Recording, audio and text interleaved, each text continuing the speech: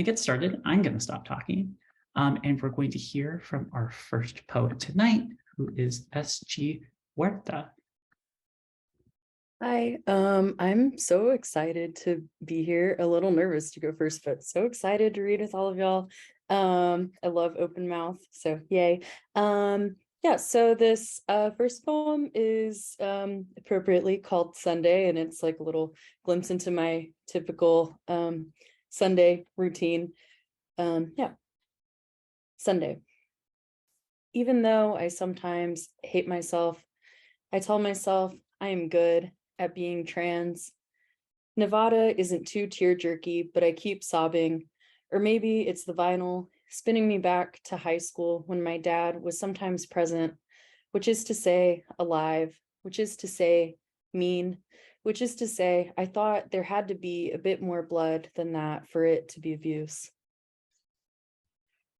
It's kind of a sad one, but unfortunately the second one is not much happier, but the next poem is the title poem from my chapbook that's about to come out, called Last Stop, about my father's death. So I want to give a content warning for suicide. So this is called Last Stop. I stop at a Valero to use the bathroom nobody keeps clean.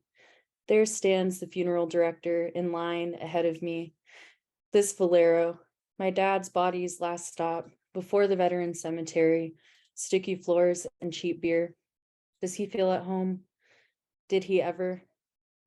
I never stopped to think that the hearse would have to put gas after a 3-hour drive across South Texas. I did think about the bumps in the road, my dad's body bouncing against the casket, closed casket. I had a hard time believing he was really in there. He's really in there became my mantra for the viewing, during which we viewed nothing but masked faces, the masks soaked with tears. I sanitized my hands after each pitying, apologetic handshake and hug. This is conversational, and I'm sorry. I want to have this conversation with my dad. I want to believe the bumps in the road didn't disturb his half-decomposed body. My Thea told me I have my own personal angel now. That terrifies me. Dad, can angel wings decompose? Thank you. The ending of that was so amazing, and just the realness of the space of the Valero and like the juxtaposition of like the surrealness of it and like the drive, just so wonderful. Thank you for sharing that. Our next reader is going to be Elizabeth Muscari. Hello. Yeah, just to piggyback off Antler, amazing SG. So thank you so much.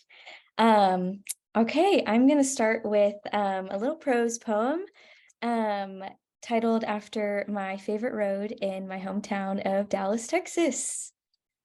Okay, on Inwood Road in Dallas, Texas. In August, spider lilies burst through a yard.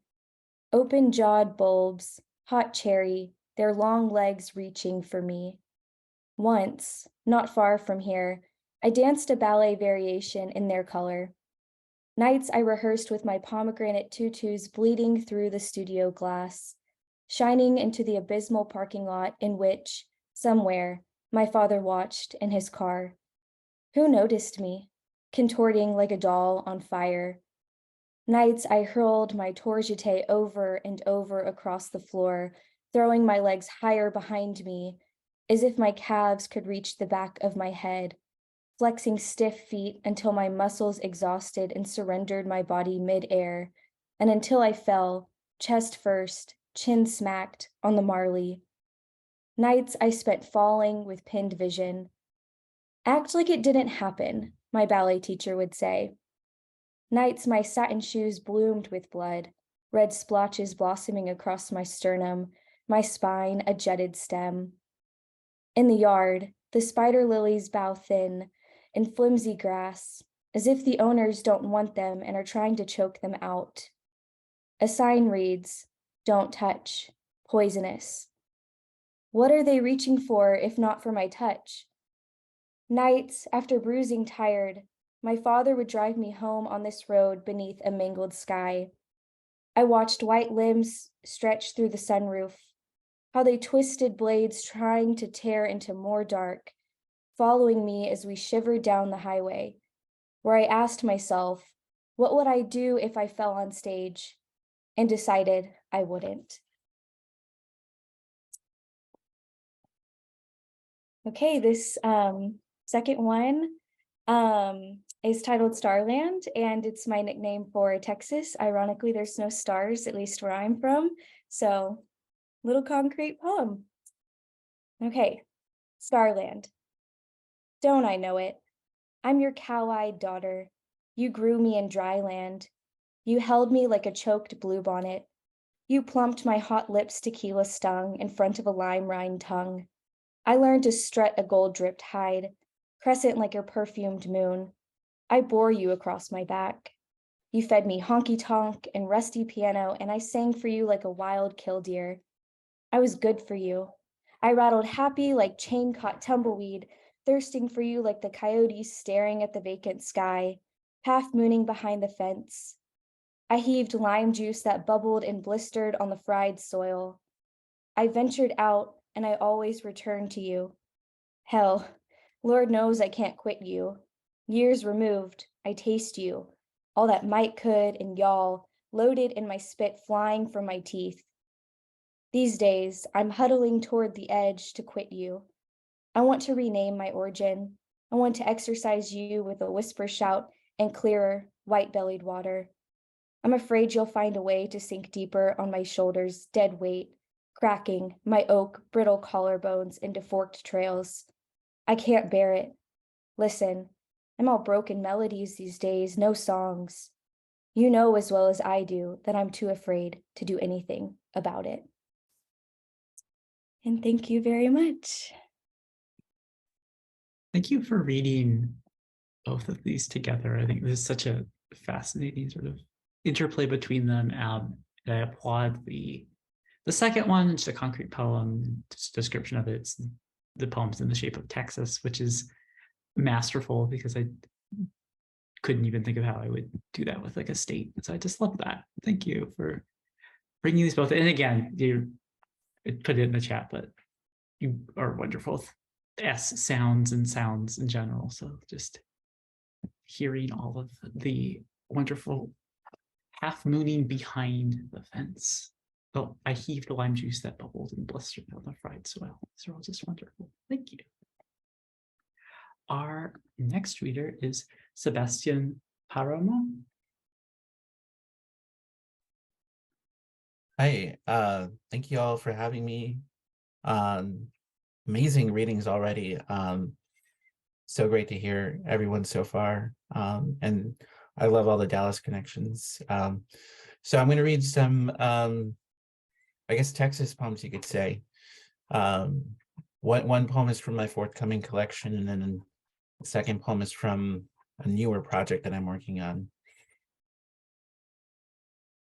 So I'll begin with My Mother's Blessing. Always a sign of the cross on my forehead. There are afternoons she brings a recycled bottle of Ozarka spring water. She fills it with holy water. Her index and thumb splash grace there because she won't let her husband's sins poison me. She wants God to protect and bless me from the wickedness of vice. She calls him pig, demon, wailing in the streets, stinking of perfume not hers, and she wants to wash it away. That's why she throws holy water at him and me, because we won't be good men.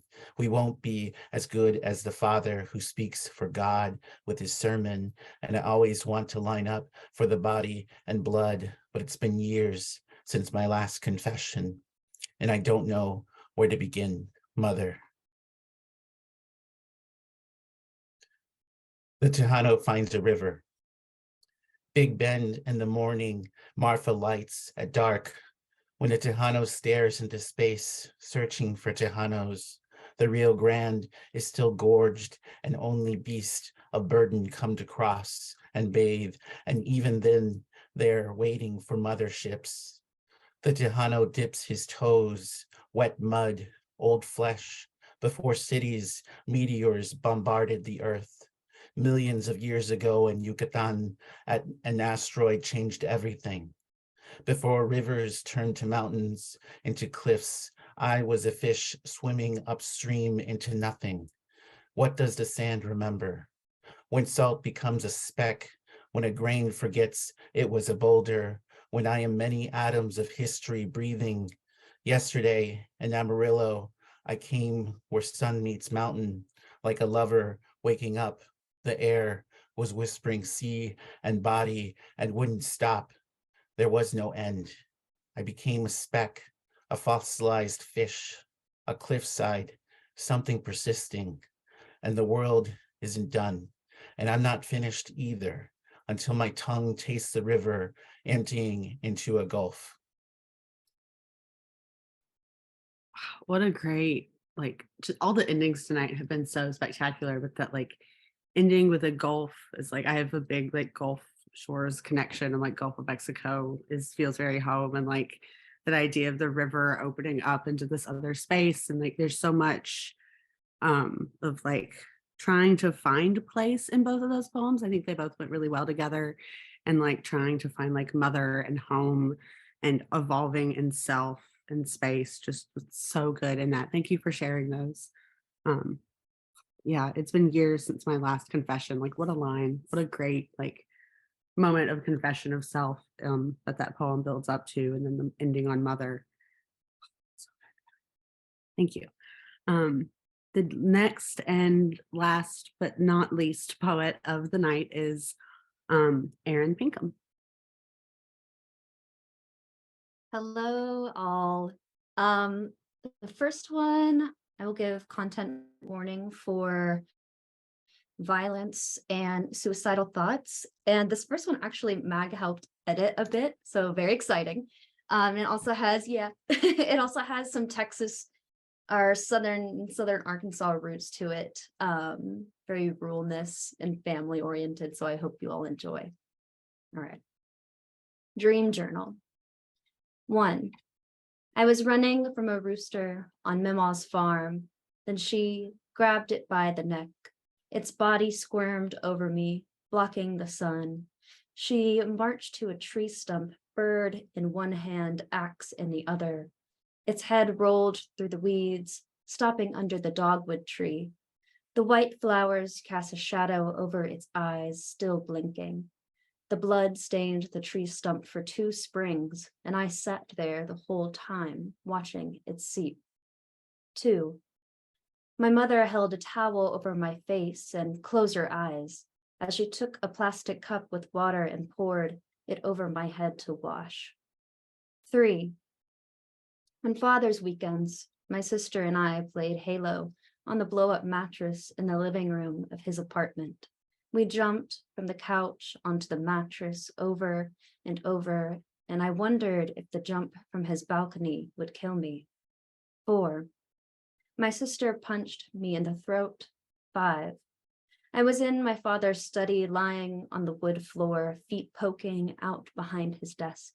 The blinds silvered slivers of sunlight across his John Wayne poster. I closed my eyes and pretended I could ride horseback and shoot someone between the eyes. 6. Mim and Pa fought faintly outside the front door. She remained on the concrete steps. He dropped a beer bottle. She said, "Pick it up." Her hair was curly back then. "Oni," he persisted, reaching toward her. She grabbed the bottle and threw it at his head. "Help me. Get him in the car," she muttered at me, grabbing her keys from the ceramic bowl that crafted for her in class. I stood over his body. It was funny, the way the grass interlocked with his hair, or strands of hair, and the way the stitches above his eye laced into his skin. All right, so this next one is called In This Reality, Mama Knows I Am Bisexual. In mornings, I wake as a double-headed doe, stumble hoof-foot in the attic, fumble to fold my quilts on my twin bed, and when I wash my face in a basin, I shift from cat to crow to horse, horn-ripped wound from my head. Mama makes coffee and watches my skin sink into colors while I sip blushing wine, pale-lipped, frozen together pink, and a fleshy gum dyed in blueberry bramble blue. She calls me her runt, her mutt, her four-eyed baboon. Before the school bus, she wrings me out in the sink into a copper aquarium field trip penny, pensively pressed earlobe. She engraves a penguin on my back, a dolphin on my belly. She claps at my tap dance and no longer prays for me on the front porch. Thank you.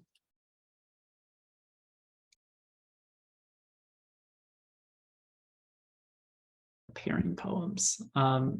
These are just so wonderful together, but the way that you speak about materiality in these, like the bowl, the penny at the end is just great. The blow-up mattress, there's just like this wonderful tactility to these that just makes everything like feel so present in such a striking and wonderful and very Aaron way. So thank you for reading these. And now I'm going to pass it back to you to introduce Mag. Yes, we have the wonderful Mag Gabbert with us. I am so excited that we have Mag here. I first met Mag at the Dallas Workshop Writers, Dallas Writers Workshop, when I was debating about entering into poetry. And the dog has things to say. And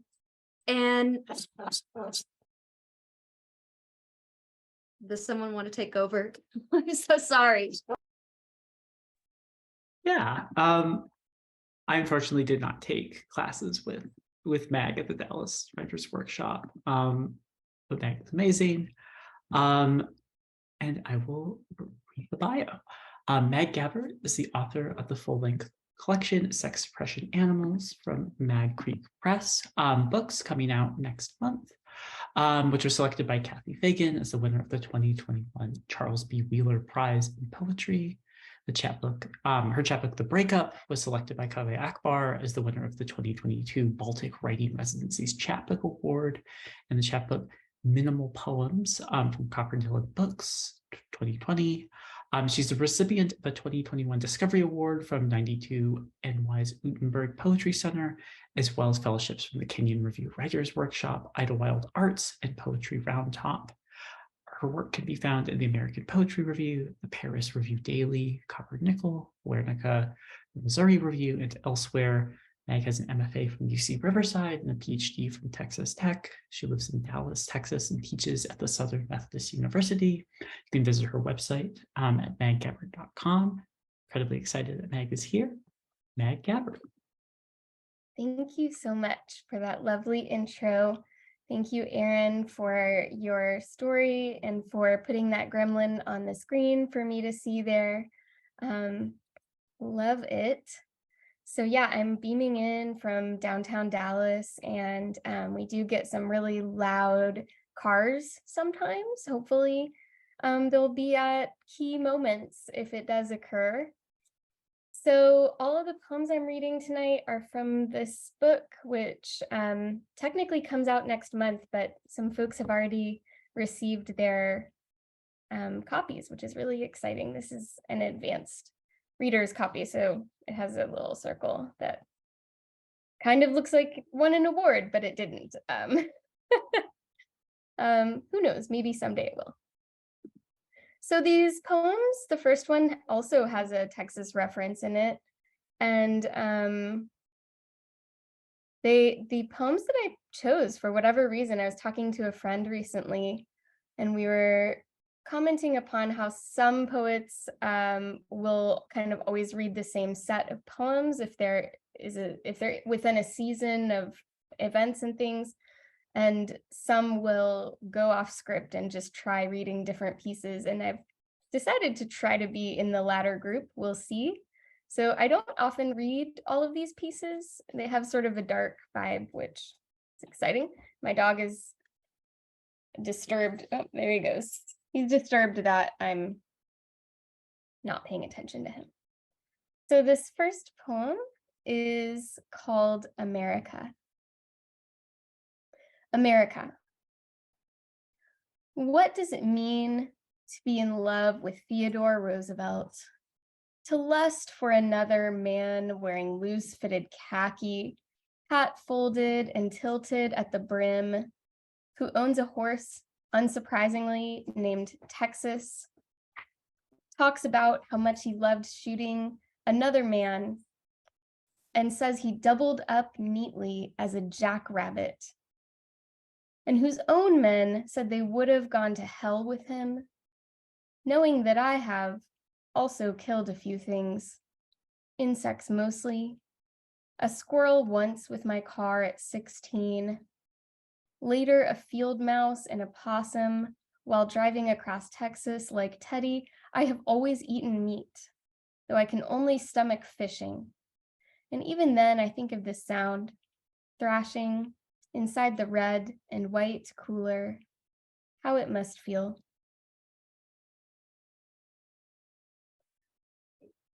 This next poem is called Bone. Yeah. The day my fingers were folded into a swinging door's hinge and pressed there like flowers. The way my father explained his wife's cancer as if it were ice, the way his voice fractured. In college, my boyfriend's father tried to free a horse with hooves stuck in a cattle guard. Then it reared from the sparks. Each leg snapped like a matchstick, and it collapsed into ashes. Why does this swarm of bees hang from a tree limb like a chest without ribs? And why do cracked ceramics, when repaired with gold lacquer, seem to glimmer between the seams? Somewhere, the wings of a resting monarch close and open like eyelids. Somewhere, a fuse is being lit.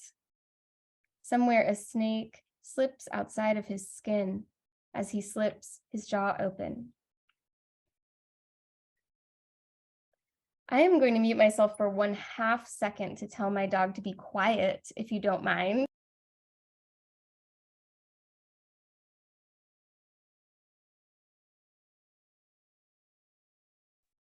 And we're back.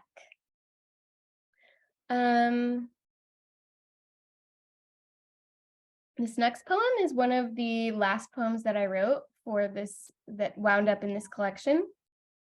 And it was inspired by a wonderful poem called Vulnerability Study by Solmaz Sharif. The first line in particular, if you know Solmaz's poem, then you'll sort of understand how they correspond or, converse with each other. I suppose there's maybe a content warning for graphic sex imagery. I don't know. The poem is called Lake. You can't come from behind me anymore, because once I said it hurt. A plane floats outside the window like a fish in dark water. I only remember how to make 2 things out of paper: stars and boats.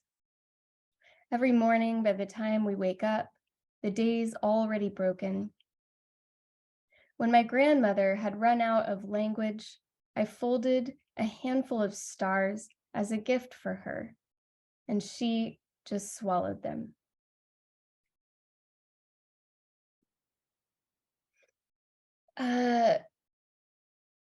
This next poem is called Cat, and the cat in question is indeed right here. I'm going to try to catch him. This is the cat. His name is Niffler. He's not very friendly, and he is a token of a past relationship. A boyfriend and I got Niffler together, rescued Niffler together, rather. Niffler is 5.5, I guess. And in the poem, as you'll see, well, it's a bit of a spiteful poem, a bit of a sort of revengey poem, which I never recommend and which usually goes poorly, but somehow, I don't know, it is. It's called Cat. Of course, it was nothing like having a baby, even though he drank formula 4 times a day, and even though I couldn't sleep. For my birthday that year, we had gone to a museum to see an exhibit on cat deities. I once thought that if I threw him off our balcony, it would be like we never brought him home in your Jeep. He was light as a pile of cigarette, ash between my knees. Cat deities guarded transitions such as between pregnancy, birth, and infancy. We were talking about names already. You were always getting ready to leave, while I washed and fed and swept, while he cried out from the corner of my dreams. He taught himself to bury his shit, and yet, twice a week, I had to unearth it. Not a baby, but a shadow baby who was constantly under my feet, scraping nests out of my hair and empty sleeves. In the dark, I could hardly find him. His dark had started shedding. So darkly, I slipped and fell into it. Sort of like,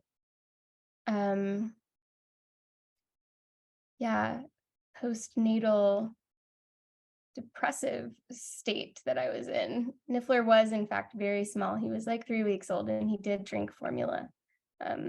Not to suggest that it's anything like a real baby, but it was a stressful time.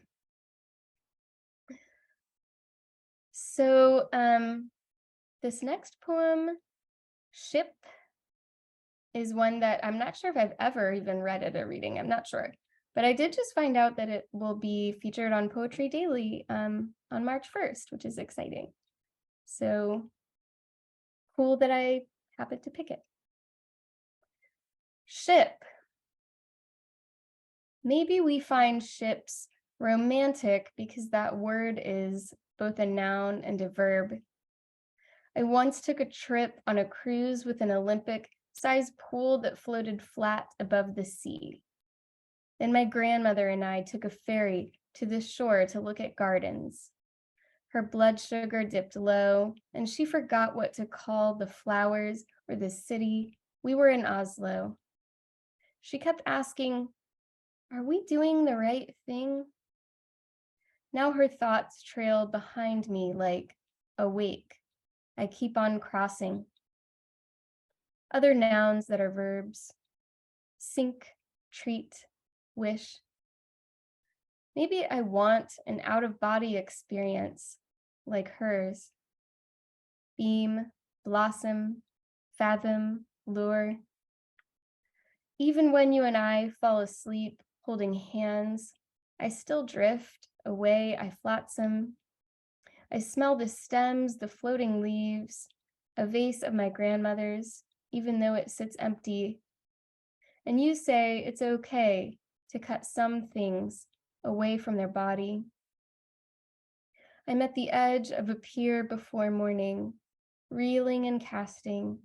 I think, how often has the vessel of this body been filled up to its lip? Buoy, slip. So let's see, we have just a few more. Never get to read for this long. It's just wild. This is a short poem. It's called Bee. I have a bee tattoo right here, which will be relevant, perhaps. Bee. I go out to get tattooed. A serpent, a bear skull, it doesn't matter. I wait for the brief prick of needle to bone. Pain doesn't ask you to think about it. A steady hum, like a swarm, it swells into heat gathered up from each sting. Simple and dazzling, it renders me a hollow thing, a bright and present halo. So the poem Lake that I read earlier was one of the last poems written, most recent poems that made it into the collection. This next piece called Baby is one of the very first poems that I wrote that made it in. In fact, I think in its complete self without even much radical revision. So I wrote this as an MFA student more than 10 years ago now. Baby. I don't think about you in an iridescent way. I don't ever look for you in the night. I do not imagine your endlessness. When I think about you, I think about myself and of other real things like dawn on the crumpled sheet or the mountains, the balance between fear and believing in things. You are not a wish. You are a black and white photo of water hidden somewhere in my room.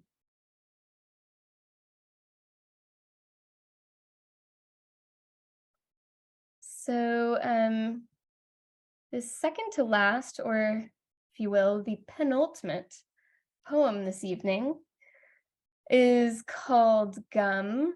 All of these poems really have featured true anecdotes from the life of Mag, and this one is no exception. The interesting tidbit that I suppose I'll share with you all, now my close friends, there's an individual mentioned in this poem who I used to love, and he's now my ex-boyfriend. And he will be the next, hopefully, pet sitter of Niffler the cat and Bear the dog, if he doesn't quit like all the other pet sitters, because Niffler bites them. So things come full circle, although he's not the boyfriend who I first procured Niffler with. Gum. I used to love a boy who wrote graffiti. Love iced tea, rooms filled with paintings. When I got sick, my mom would buy me a butterfly cocoon, hung from a stick, cradled on another one that looked like a wishbone. After a week or so, the butterfly would hatch and I'd let it go. Snow days, nail polish, stories with predictable endings, like waking up from a dream into a dream. I love knowing that some species of moths live off the tears of larger animals, that no two lions share the same pattern of whiskers. I love the way the lion cubs hide among the rocks. I love their whole and heavy eyes, their bodies kneeling at their meat. These days, the boy who wrote graffiti is a tattoo artist. He gave me a red poppy beneath my arm, and last week he got married. I used to love wedding dresses with lace sleeves. I used to want to let a cheetah eat me as a demonstration of how much I loved them. I used to want to be on a SWAT team or be a mother by age 30. I used to own a little pink sculpture that looked like chewed gum. It might have been my favorite possession. I love gum, love the way it turns beneath my tongue. I really did want to be on a SWAT team, and I really did, for a brief time, want to let a cheetah eat me. I really, really love cheetahs, and I never want to hear a sad story about them. So I'm gonna close tonight with a poem called Constellation. I know you all have access to a file with the poem, so hopefully you can see that it is sort of a concrete poem. It takes sort of the shape of a constellation. It has little splotches of text around the page. Constellation. Sometimes people write poems about fire that are really about lovemaking. And sometimes people get sunburned while swimming because they think they should have felt the heat. As a kid, I liked to press my hand against sheets of paper and trace my fingers to draw little stars. It's true that I call you an old flame, even though I still reach across the dark.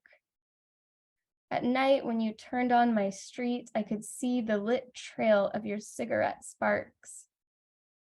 You would say, let's just see where things lead. Then my body would become a satellite or stream. The way the sun beams off the face of the moon as they rotate apart. One time I curved my hands together in arcs, and you held up your fist saying, no, this is the heart. Thank you guys so much for having me tonight. Those are my poems. Thank you. Thank you, Mag. That was spectacular, as always. I think I've gotten to see you read twice now.